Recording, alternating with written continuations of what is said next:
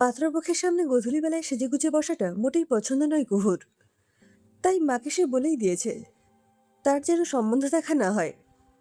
মোটে সে লক্ষ্মী মেয়ের মতো মাথা নিচু করে পরীক্ষা দিতে পারবে না। কুহুর বাবা নেই, মা ভাই আসে, এই তিনজনের সংসার তাদের, কাজেই মা তাদের অভিভাবক। মা কুহুকে বলেন, বয়স তো বেড়ে চলেছে, সম্বন্ধ দেখার বিষয়টা পছন্দ না হলে নিজেই দেখে শুনে বিয়েটা করো। একটি শাড়ির দোকানে কাজ করে কুহু। ফিরতে ফিরতে রাত হয়ে যায়। ক্লান্ত ধীর পায়ে যখন সে বাড়িতে ফেরে, তখন আরেকজন বেরিয়ে যায় তাদের বাড়ি থেকে। উচ্চ মাধ্যমিক দেবে কুহুর ভাই, তাকেই পড়াতে আসে সাগর।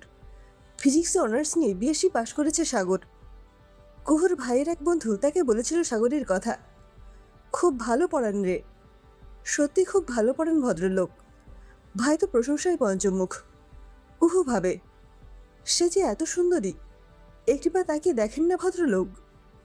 মহিলাদেরকে তিনি এড়িয়ে চলতে চান। সপ্তাহে 3 দিন পড়াতে আসেন তিনি, রবিবার দিন সকালে আর সপ্তাহে বাকি 2 দিন সন্ধেবেলা। রবিবার দিন সকালে তাকে চা জল খাবার দিতে যায় কুহু, ভুলেও একবার তাকিয়েই দেখে না। আচ্ছা অহংকারী তো, মনে মনে ভাবে কুহু। আমার ভাই কেমন রেজাল্ট করবে, আপনার মতো হবে তো? কুহু শেষকালে একদিন নিজেই কথা বলল। সাগর চমকে তাকালো তার দিকে, তারপর একটু হেসে বলল, একটু খাটলে আমার চেয়ে ভালোও করতে পারে। আপনি স্কুল শিক্ষকের চাকরির চেষ্টা করেননি? কুহু কথাগুলো চেষ্টা করে, করেছিলাম, হলো না। এই অফিসটায় চাকরি হয়ে গেল। এর পরের স্টপেজেই তো আপনি থাকেন, তাই না? এখান থেকে বেশি দূর নয়। হ্যাঁ, আমিও গেছি তো, সাগরদার মাও ভীষণ ভালো। কুহুর ভাই বলল। আর কিছু বলতে পারেনি কুহু। মাকে এসে বলল, তুমি বিয়ের কথা বলছিলে, ভাইকে যিনি পড়াতে আসেন তার সঙ্গে, মানে আমি বলছিলাম কি, তার মায়ের সঙ্গে কি একবার কথা বলবে? একটু কিন্তু কিন্তু করে কুহু বলল। কুহুর মা ছেলেকে সঙ্গে করে নিয়ে গেলেন সাগরদের বাড়ি, তার মায়ের সঙ্গে কথা বলতে। আপনাদের যদি অমত না থাকে দিদি, মেয়েকে বলেছেন তো ছেলের মাইনে কিন্তু খুব কম। মাইনেটা খুব প্রয়োজনীয় বিষয় অবশ্যই, কিন্তু সৎ চরিত্র, শিক্ষিত ছেলে, একটা ভালো পরিবার, এইগুলোর দাম অনেক আমাদের কাছে। আপনি ছেলের মত নিন দিদি, আমরা সব জেনেই এসেছি। সাগর মাকে বলল, এখন মিষ্টি মিষ্টি কথা বলছে, পরে আবার অশান্তি করবে না তো? সাগরের মা ছেলের পিঠে হাত বুলিয়ে দিয়ে বললেন, ওরে, এই বয়সে মানুষ চিনতে ভুল হবে আমার, তুই রাজি হয়ে যা। ফুলসজ্জা রাতে সাগর স্ত্রীকে বলল, সারা জীবন আমার সাথে থাকবে তো? কুহু চোখ রাখলো সাগরের চোখে, তারপর বলল, থাকবো। আমি বেসরকারি চাকরি করি, এইগুলো কিন্তু হুট করে চলেও যায়। আমিও তো চাকরি করি, দুজনে মিলে ঠিক চালিয়ে নিতে পারবো। যদি কখনো মনোমালিন্য হয়, খুব রেগে যাই, চেঁচিয়ে উঠি, তখন আমি চুপ করে থাকবো। কুহুর কণ্ঠস্বর দৃঢ়। যদি জানলা দিয়ে ওই দিকে চেয়ে দাঁড়িয়ে থাকি অনেকক্ষণ, কি মনে হবে তোমার? আমি নিশ্চয়ই ওই পাশের বাড়ির, ওই দিকে একটা কৃষ্ণচূড়া গাছ আছে না? অকারণ সন্দেহ করব কেন? হেসে ফেলেছে দুজনেই। রান্না বান্না করেন সাগরের মা। রবিবার দিন রান্নার ভাতটা জোর করেই নিল কুহু। উচ্চ মাধ্যমিকে খুব ভালো রেজাল্ট করলো কুহুর ভাই। মাস 6 পরে সে একদিন হন্তদন্ত হয়ে হাজির। মায়ের পাটা ভেঙে গেছে রে, তুই যদি গিয়ে থাকিস কিছুদিন।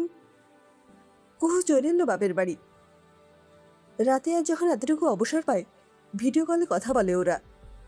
কিন্তু মন ভরে না সাগরের। এইভাবে কি তৃপ্তি পাওয়া যায় নাকি? তার চুরির ঠুংঠাং শব্দ শুনতে পায় না সে যখন তখন। সকালে যখন সে স্নান করে আসতো, আশেপাশেই থাকতো সাগর, ইচ্ছে করেই। মাথা থেকে তোয়ালে খোলার পর কয়েক ফোঁটা বিন্দু বিন্দু জল যখন ঝরে পড়তো এদিক ওদিক, তার 2-1 ফোঁটা সাগরের গায়েও এসে পড়তো।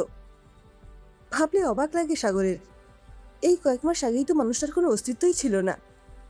এর মধ্যে সে অভ্যেস হয়ে গেল সাগরের। রাতে পাশে শুয়ে থাকা আরেকটা মানুষ, যার নিঃশ্বাসের শব্দে ঘুম জড়িয়ে আসে সাগরের চোখে। রাতে হঠাৎ ঘুম ভেঙে গেলে, কারণে বা অকারণে পাশের মানুষটাকে স্পর্শ করে আবার ঘুমিয়ে পড়া সেই সুখানুভূতি। দুদিন পরেই সে হাঁপিয়ে উঠল। ধুত্তুরি, নিকুচি করেছে। 3 দিনের দিন সে একটাও ভিডিও কল করলো না। ওদিকে সকাল থেকে একটিও ভিডিও কল না পেয়ে কুহু তো অভিমানে টইটম্বুর। সকাল থেকে দুপুর গড়িয়ে বিকেল হলো, বিকেল থেকে সন্ধে। কুহু ফোন করেছিল একবার, কিন্তু কোনো রেসপন্স পেল না। চিন্তিত মুখে সে বাড়ি ফিরল। ফিরেই দেখল মূর্তিমান চেয়ারে আসেন। তুমি চশমাটা ফেলে এসছো তো? এই আবার কেমন কথা? চশমা কি আমার একটা নাকি? দুটো তো। আশ্চর্য, আজ একটাও কল নেই। কল করে কি হবে? জড়িয়ে ধরতে পারবো, না করলে মাথা রেখে শুতে পারবো। বলতে বলতেই ধরতে যাচ্ছিল কুহুকে। কুহু তাকে ঠেলে সরিয়ে দিল। কি হচ্ছে কি? সাগর আশাহত। চলে যাচ্ছি আমি। ব্যাস, অমনিবাবু রাগ হয়ে গেল তো? এসছো যখন একেবারে খেয়ে যাবে এখান থেকে। কুহুর মা শুনতে পেয়েছেন মেয়ের গলা। ওরে, তোরা আয় এই ঘরে। মায়ের ঘরে গিয়ে কুহু দেখল তার বড় মাসি এসেছে। দিদি এখন থাকবে এখানে, তোরা থাকার দরকার নেই। তুইও খেতে সাগরের সঙ্গে বেরিয়ে পড়, বেশি রাত করিস না। রাতে দুজনে ফিরল একসাথে। শাশুড়ি বললেন, তুমি যে বলেছিলে এখন মায়ের কাছে থাকবে কিছুদিন। লজ্জায় লাল হয়ে গেছে কুহু। বলল, না মানে বড় মাসি এসছে তো, তাই মা বলল। আচ্ছা বেশ বেশ, খুব ভালো হয়েছে। তোমরা হাত মুখ ধুয়ে নাও। আমরা খেয়ে এসছি মা, আর কিছু খাবো না। ও বলে দেয়নি ফোন করে? আপনি খেয়ে নিয়েছেন তো? হ্যাঁ হ্যাঁ, ঠিক আছে, শুয়ে পড়ো তোমরা। সাগরের মা বেরিয়ে আসার সময় একবার পেছন ফিরে তাকিয়ে ফেলেন। দরজাটা বন্ধ করতে ভুলে গেছে সাগর। পেছন থেকে জড়িয়ে ধরেছে কুহুকে। তাড়াতাড়ি নিজের ঘরে ঢুকে এলেন তিনি। হঠাৎই মনে পড়ে গেল নিজের কথা। 2 দিন বাপের বাড়ি থাকার উপায় নেই। সাগরের বাবাও ঠিক এই রকমই।